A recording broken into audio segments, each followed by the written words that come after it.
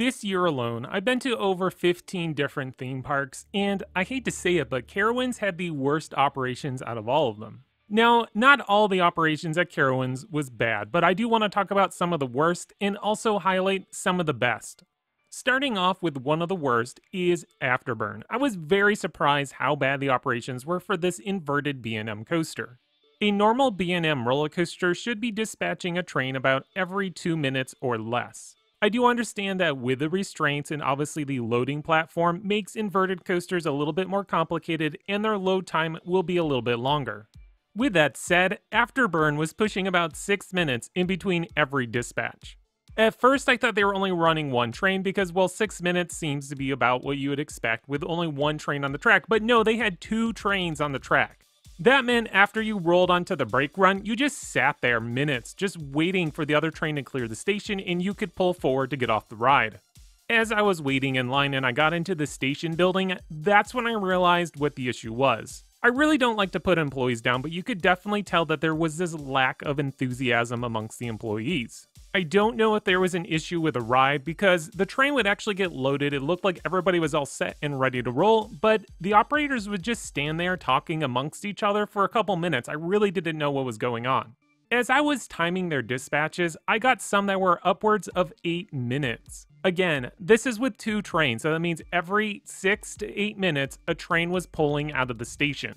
As I said, I really don't like to put down employees, and I'm sure there was some other factors that I don't know or can't see that was going on that was preventing the ride from functioning at a more efficient pace. It's very possible that the ride was just understaffed. I really don't know how many operators that they need to make this coaster function efficiently. So just be aware if you're coming to Carowinds and you want to take a ride in Afterburn, because I was there for 2 days. In both days, the 6-minute dispatch wait time was about average.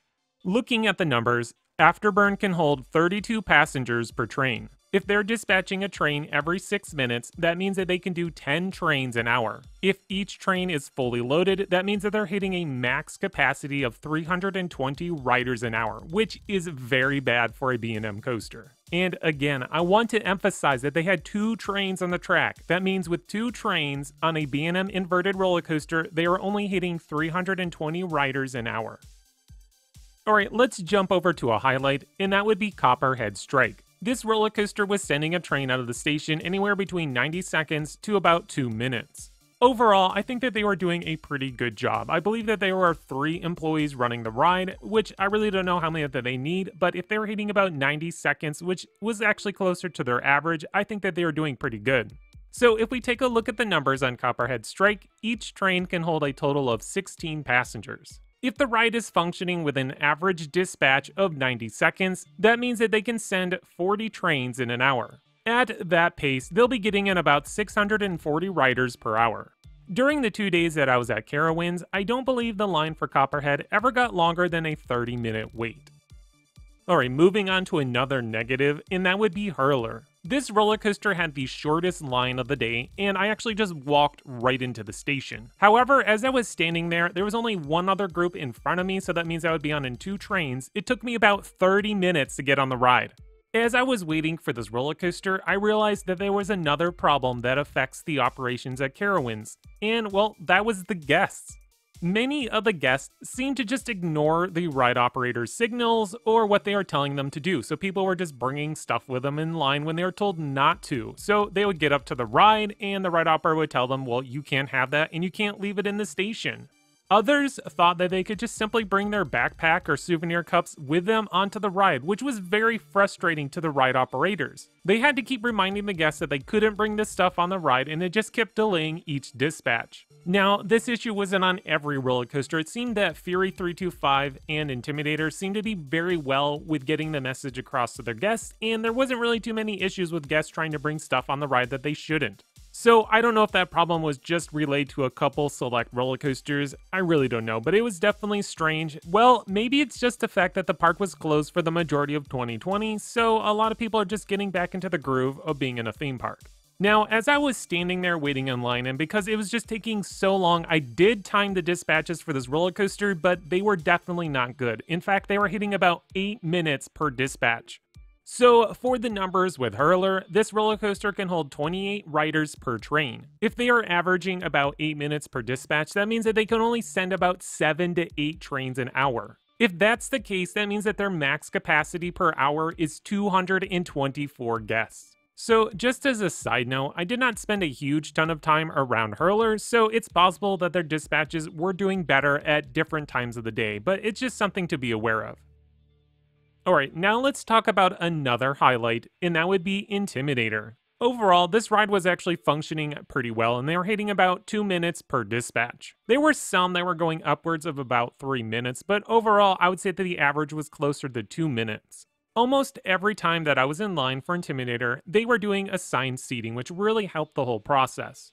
Taking a look at the numbers, Intimidator can hold 32 guests per train. If they are sending a train out of the station every 2 minutes, that means that they can send 30 trains in an hour. This brings our max ride capacity to 960 guests an hour. Of the coasters that we have talked about, this is currently the best of the bunch. Alright, time to talk about one more negative, and that's Nighthawk. Surprisingly, this was probably the second most popular roller coaster in the park. I was actually very surprised how long the line was.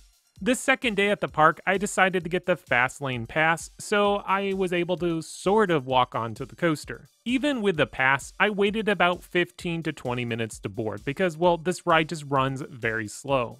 My curiosity got the best of me and I just had to ask. So there was somebody standing next to me in the normal line and we were close to the station, so I asked him how long he had been waiting to ride the roller coaster. He told me that he was in the line for about 3 hours.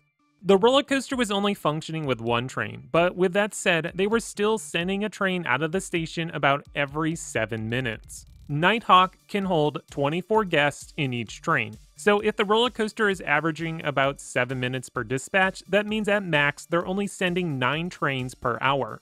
The max capacity at that rate is 216 guests per hour. Alright, let's end this video on a highlight, and that's Fury 325. This roller coaster clearly had the best operations in the entire park. I was able to track many dispatches, and the ride averaged about 1 minute and 45 seconds per dispatch. When the coaster was running on point, that meant Fury was coming back into the brake run while another train was pulling out of the station. So looking at Fury's numbers, this roller coaster can hold 32 guests in a train. If they are sending a train every 1 minute and 45 seconds, that means that they can dispatch about 34 trains in an hour. At that rate, they'll be hitting 1,088 guests per hour. This clearly makes Fury 325 the coaster with the best operations at Carowinds. I really want to give a huge shout out to the ride operators on Fury 325. They were really doing their best trying to send the trains as fast as they could, and they all seem to be very excited to be operating the coaster. On that same note, I also want to give a huge shout out to the ride operators on Copperhead Strike and Intimidator. All 3 roller coasters were running great, and the ride operators on those attractions seemed to be happy and really enjoyed their job. So for the other roller coasters that weren't hitting the numbers that we would consider to be optimal, I'm sure that there are reasons and other issues going on that I am not aware of. This video was not created to criticize Carowinds, but instead to highlight the positives that I saw with their excellent dispatches and bring light to the areas that need improvement. This year and last year has been proven very challenging to the theme park industry. My main advice that I want to give anybody if you're going to visit a theme park, amusement park, is just to be patient. We have to give them time to work these issues out because, as I said already, they're facing challenges that they have never had to deal with in the past. If you haven't been to Carowinds yet, I still recommend that you go check this park out. They have an excellent collection of roller coasters. Just be patient with them as they work through these challenging times. Alright, well that wraps up today's video. What do you think of the operations at Carowinds? Was I a little bit too harsh, or was I not harsh enough? Let me know all about it in the comments below. If you enjoyed this video, please click that like button and subscribe. That way you continue to get great content brought to you by Extreme Thrills.